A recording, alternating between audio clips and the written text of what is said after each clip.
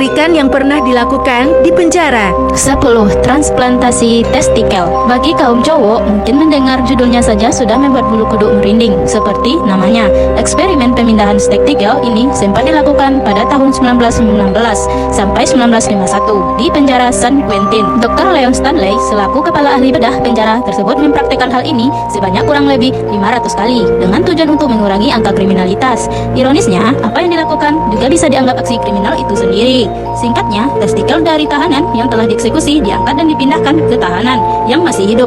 Parahnya, dia kadang memakai testikel dari kambing ataupun babi hutan karena dia kira testosteron yang meningkat akan menjadikan tahanan tersebut orang yang lebih baik. 9. MK Ultra. Lagi-lagi berkaitan dengan CIA Amerika. Mereka memberikan obat yang konon mampu mengontrol pikiran kepada ratusan warganya. Tujuannya tentu saja agar dapat menguasai pikiran para korbannya dan sekali lagi para tahanan penjara yang menjadi korbannya. Eksperimen ini berfokus mengubah jalan pikiran dan kondisi mental para tahanan tersebut dengan menggunakan obat-obatan, hipnosis, isolasi, dan tentunya penyiksaan.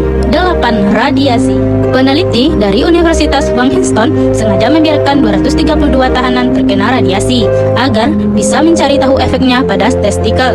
Ketika para tahanan tersebut akhirnya bebas dari penjara dan kemudian mempunyai anak, sedikitnya 4 bayi mereka cacat dari lahir. Namun, akibat sebenarnya yang ditimbulkan dari eksperimen ini masih tidak jelas karena para peneliti tidak pernah menindaklanjuti lagi subjek eksperimen mereka tersebut. 7. Manusia percobaan. Bukan kelinci percobaan, tapi kali ini memakai manusia sebagai subjeknya selama 20 tahun. Ribuan tahanan penjara Holmesburg digunakan untuk percobaan medis yang sangat rahasia. Eksperimen ini didukung dan didanai oleh perusahaan besar farmasi, militer, dan juga CIA agar tidak diketahui. Percobaan ini disamarkan sebagai riset dermatologis, padahalnya sebenarnya mereka memberikan obat preskriptif menyuntikkan berbagai penyakit mengerikan dan juga tahanan kimia berbahaya. Beberapa tahanan mendapatkan luka borok di wajahnya, tangan, dan juga selang tangan mereka. Bahkan setelah bertahun-tahun lamanya, mereka masih merasakan efek dari eksperimen ini. 6.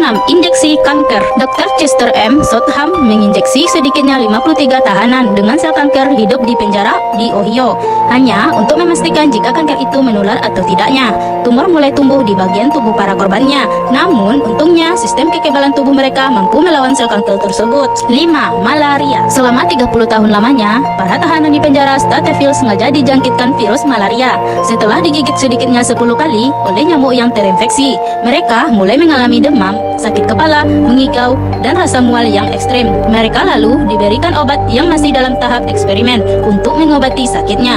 Namun, beberapa malah menjadi semakin parah, sampai-sampai langsung mendapat serangan jantung. Perbuatan tidak manusiawi ini dilakukan dalam rangka menemukan obat anti malaria yang efektif untuk pihak militer. 4. Sifilis. Dokter-dokter Amerika di Guatemala membayar pekerja seks komersial yang telah terinfeksi oleh sifilis untuk berhubungan badan dengan narapidana yang masih sehat. Beberapa narapidana lain malah langsung disuntik dengan penyakit menular seksual. Semua ini dilakukan untuk melihat efek penelitian pada penyakit tersebut. Banyak tahanan yang menderita penyakit jantung menjadi buta, gila, sampai kematian.